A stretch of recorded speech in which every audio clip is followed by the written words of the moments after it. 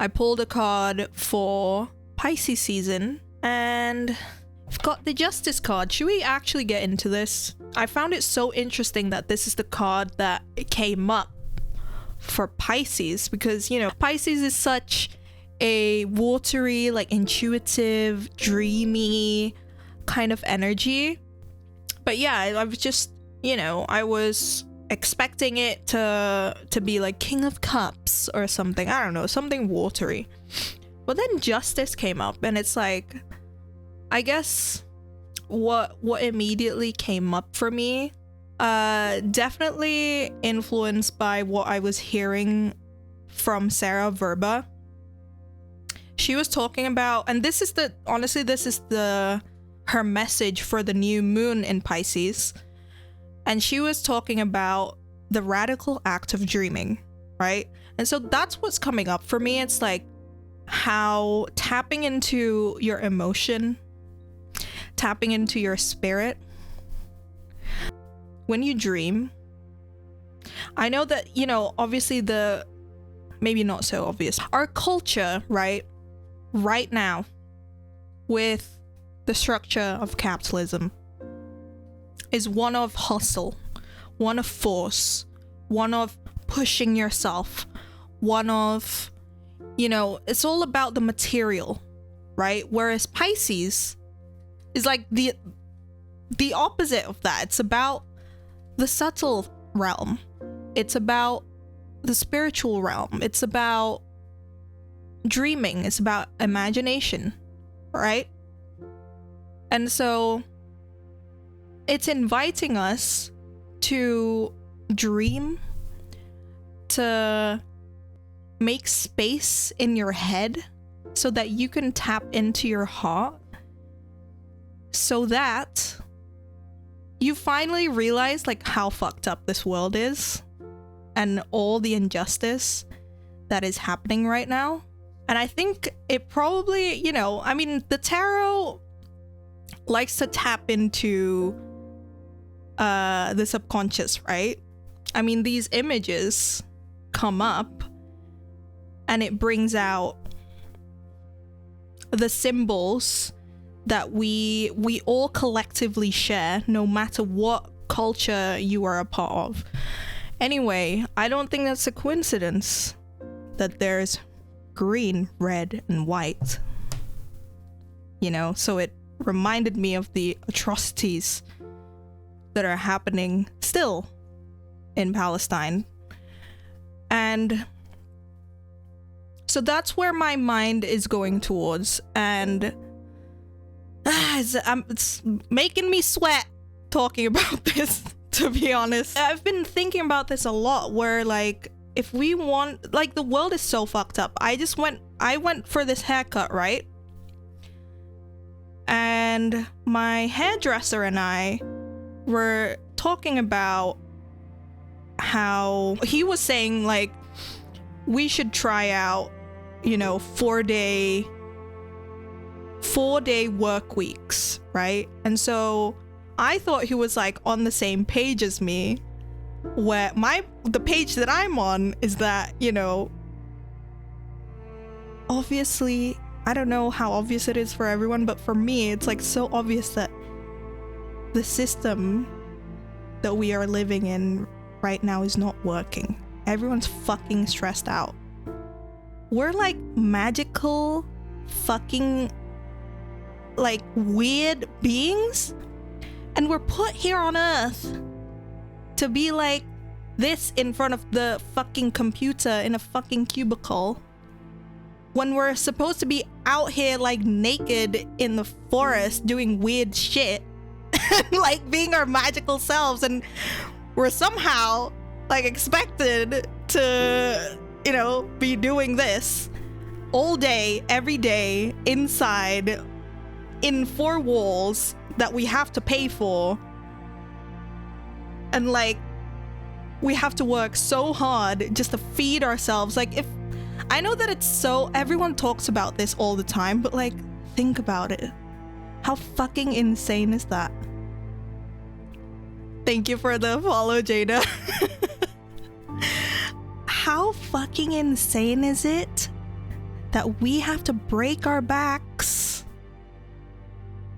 to survive, okay? These are survival needs, and we have to break our backs for it. Like, it doesn't make any sense, right?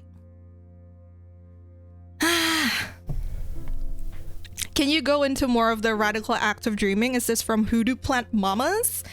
It's so the person who talked about this was Sarah Verber.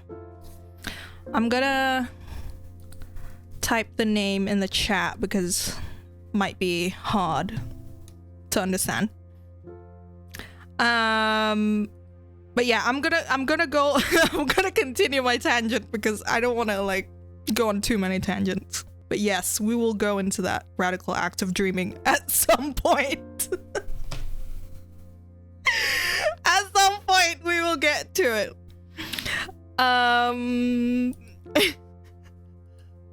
Wow, damn, my heart, I feel you. Period. There is such a pressure to grind or hustle from a spiritual perspective. What is your advice on this? Okay, thank you for thank you for bringing me back to the center. Oh my god, sorry. I'm getting so pumped up on this.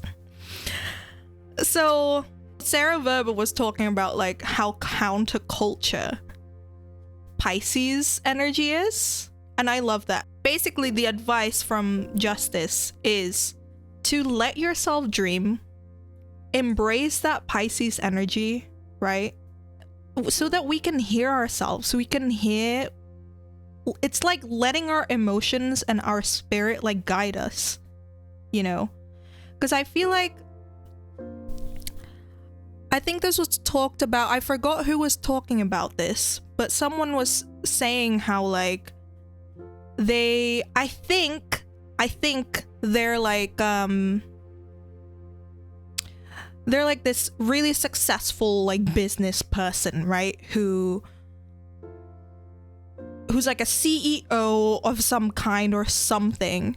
I forgot.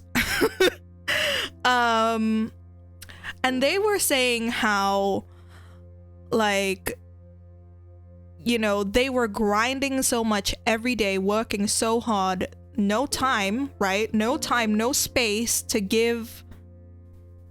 fucking have a bath, to even feel whatever it is, the stress that they are feeling from all this grinding, right? And when they've got that time, when they've got that space to feel, they finally realize like, shit, like this is stressing me out. This is not aligning. This doesn't align with my values. And like, why the fuck am I still doing this? So it's like reminding us, I think somehow it's reminding us how if you stop and pause for a fucking second, maybe you'll then realize just how fucked up everything is. Right? Because we're too busy. We're too busy working. We're too busy being busy that we don't even like we kind of know that we're stressed. We kind of know that things aren't really working. But then it's not really, it doesn't really get in you. It's not really computing really well in your head. Like you kind of know, but then you're kind of like just going along with it and like sort of accepting that, yeah, this is just how life is. But then we need to imagine, we need to leave room for ourselves to dream, to imagine a different world so that we can take action to change the world. So that we even get to the point where we realize and acknowledge like, yeah, this isn't fucking working. You know? Like I ended my newsletter on that, like just acknowledging that things aren't working, that injustice is happening in the world. And that's a massive step. And it's like, I feel ridiculous almost for like one of the advice, I guess the practical things that you can do is like,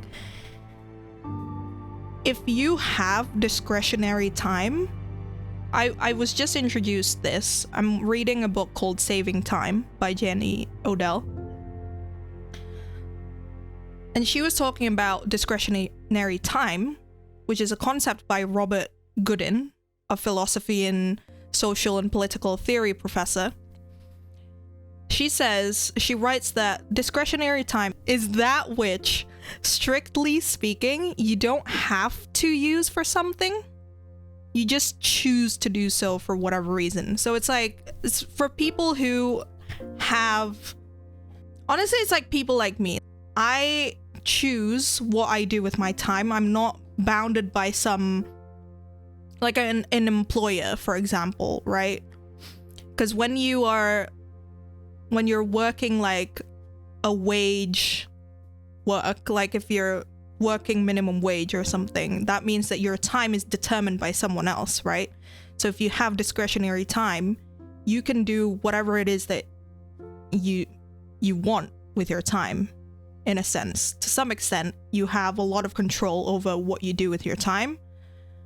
So one of the practical things that I said to do that I was getting from this card, if you have discretionary time, right?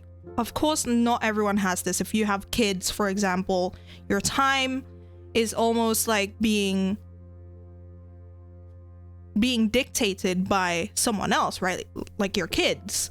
Like if you have toddlers, like they can't just fucking feed themselves by themselves. Like you have to, when they wake up, you have to wake up, right? So your time is being determined by someone else. If you have discretionary time, what I was getting from this card is like, don't pressure yourself. Let yourself have space.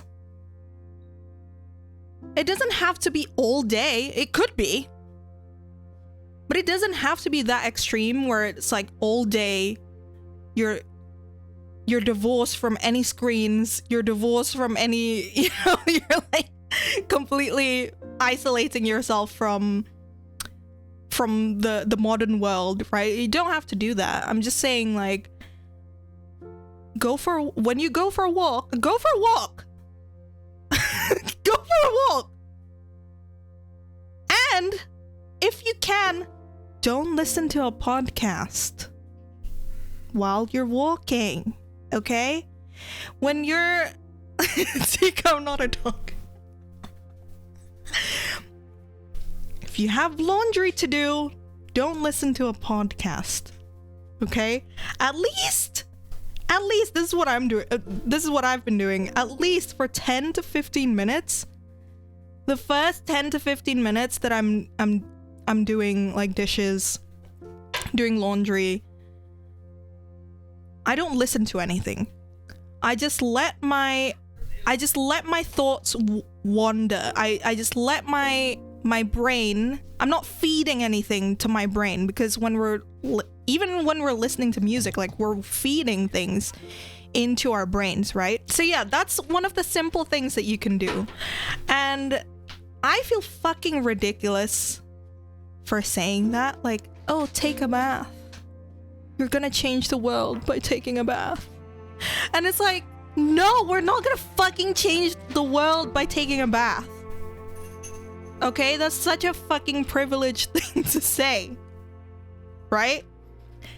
And I want to acknowledge that for a second. I acknowledge that there's so much privilege to be able to have space to do that, right? To have discretionary time, that's privilege.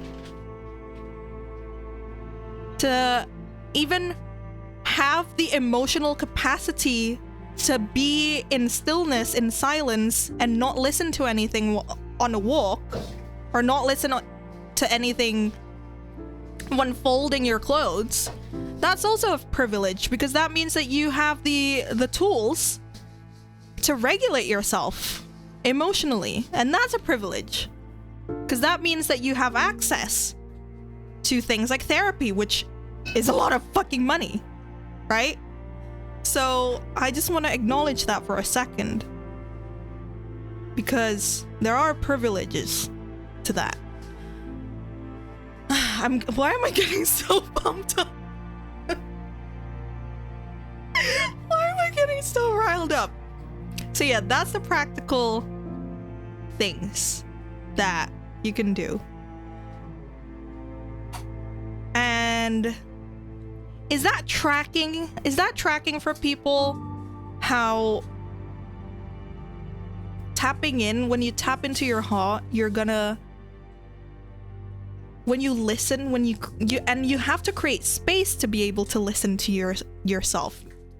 You have to create space in order to even feel, right, the disappointments that you have for your government. You have to create space to feel the hurt when you scroll through your phone and look at the news all the time and looking at people like dying every fucking day, and realizing just how fucked up it is, instead of just like,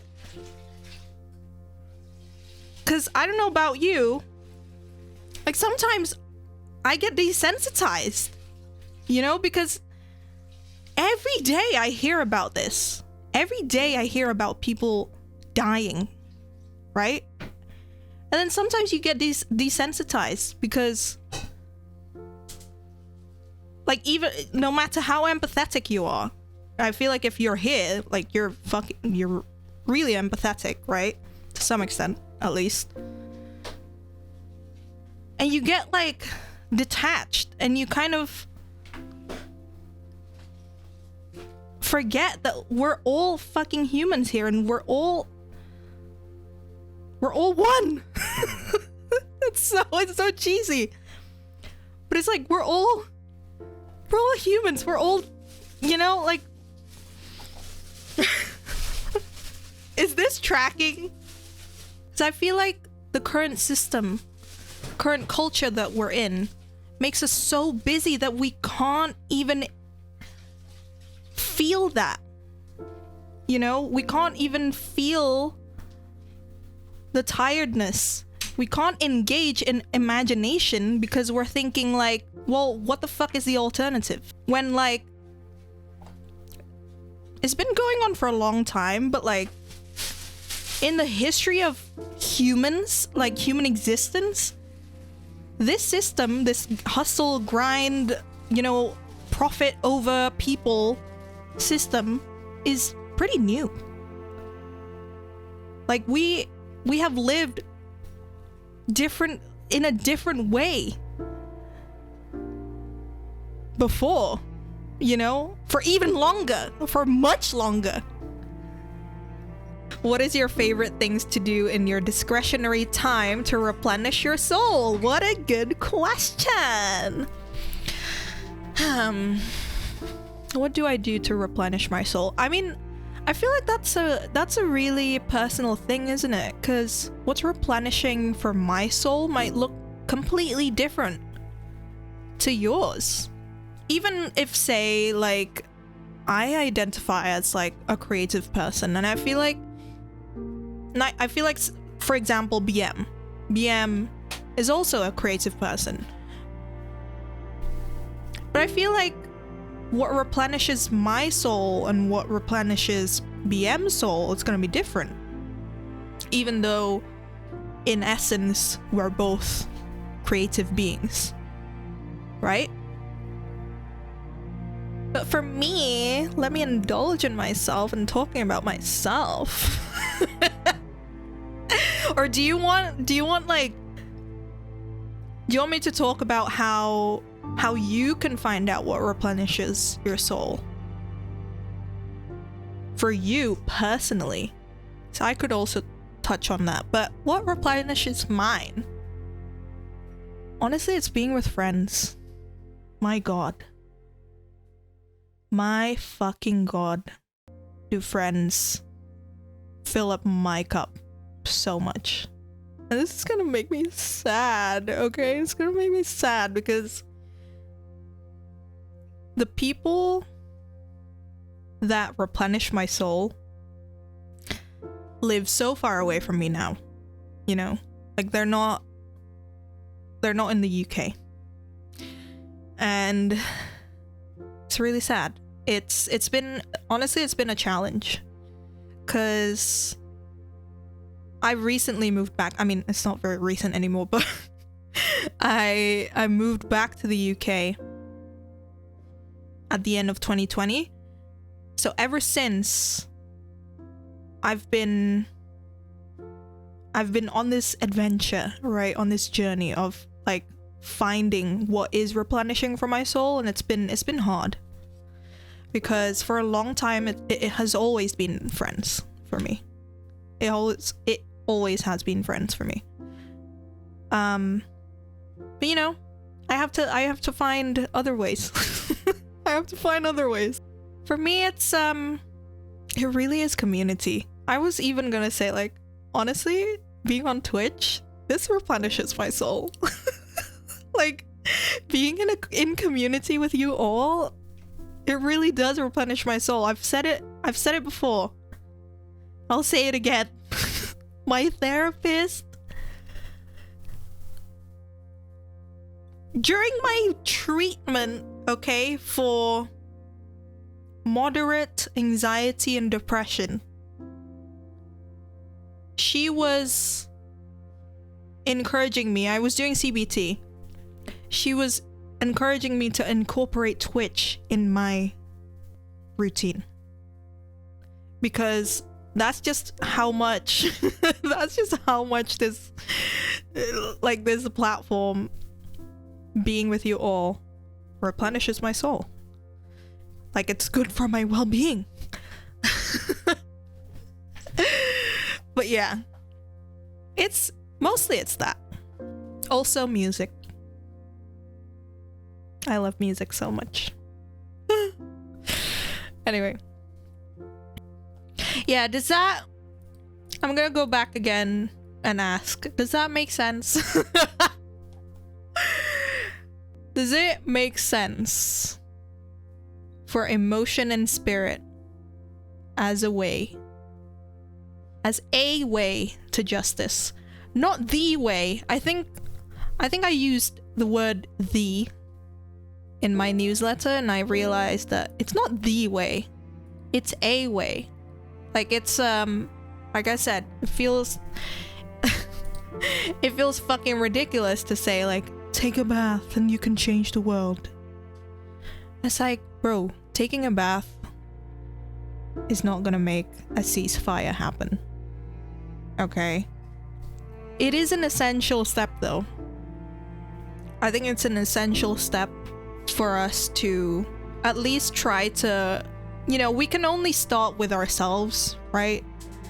It's an essential step to start with ourselves, you know, because how can we help other people if we haven't helped ourselves? If we're constantly still anxious and stressed because we have our own histories, we have our own, like, blueprints of trauma, right? We have our own wounds that we haven't tended to. We have our own shit.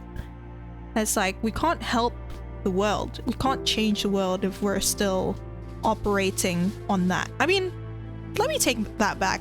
You can still help the world even though you're still struggling with trauma. I'm not saying that you have to be completely healed.